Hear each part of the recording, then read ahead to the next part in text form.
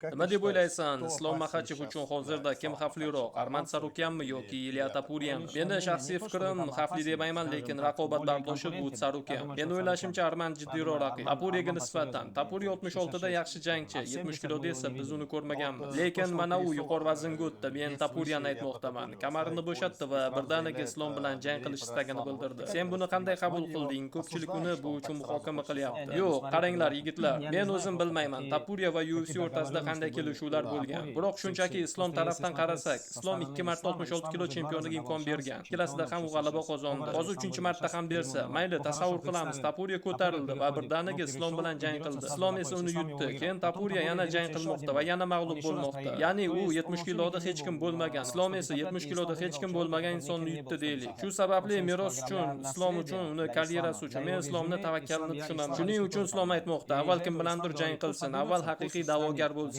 va Islom xohlagani bilan jang qiladi. Kechiringlar, lekin Islomni ham bu yerda o'z vazni bor. Ha, u yaxshi jangchi. Yaqinda Islom 34 yoshga kiradi. Islom ham jang qilishni istaydi. Tapurya yoki Volkanovski bilan emas, yoki da Maykano bilan emas. U katta nomlar bilan jang qilishni istaydi. 70 kiloda anchadan beri urushayotgan va titulga munosiblar bilan. Hech qanday shaxsiy tomoni yo'q, lekin marhamat, katta vaznga ko'tarilyapsanmi? Avval bunga loyiq bo'l.